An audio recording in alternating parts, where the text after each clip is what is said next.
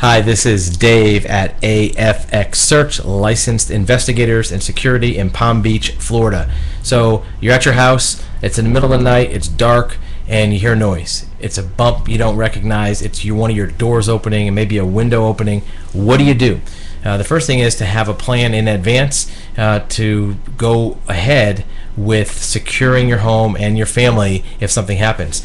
The most important thing is to verify where the other occupants are. If you're going to take any kind of action, whether it's armed or not unarmed, you want to make sure you know where the other people in your house are before you take any kind of violent or severe action. You don't want to hurt anybody else. The other thing that people forget, the first thing you should do once you know it's a threat, call 911. Do that first. Don't go looking around or investigating the threat until you have some help on the way. If you do that and you become injured or incapacitated or hurt, it's going to be tough to get the response coming to you quickly. In fact, that extra 4 or 5 minutes might be in the difference of having help get there when you still need it rather than when you're hurt or the bad guys are gone. So verifying the other occupants, call 911. That comes first. Now think about who could be visiting your house. Who might be somebody who's there? Do you have a friend or relative who's notorious for maybe having a few too many and come bumping around your house at night, maybe at the wrong house? Maybe you have a neighbor who sometimes confuses where they live.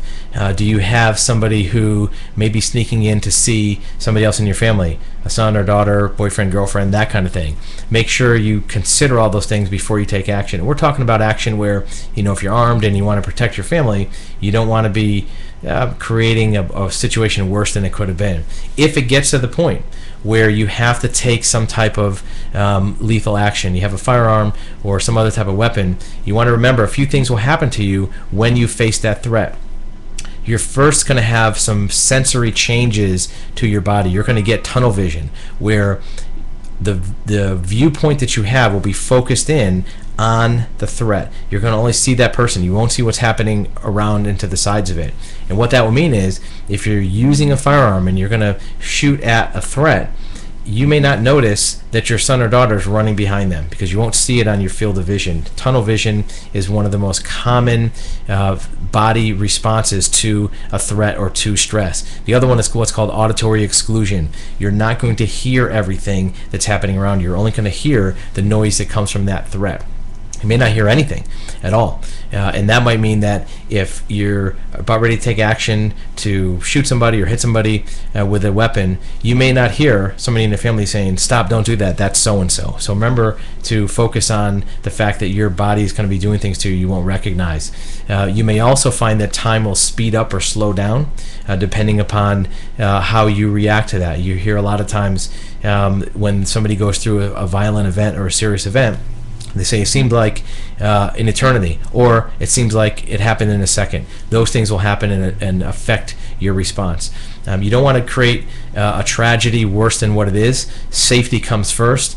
When it comes to planning for an event like this, you want to have everybody that is in your house or lives in your house know that there's some safe place to go. If they don't have any direction from you in the middle of this event, that they know to go here, whether it's inside the house or outside the house or one of each.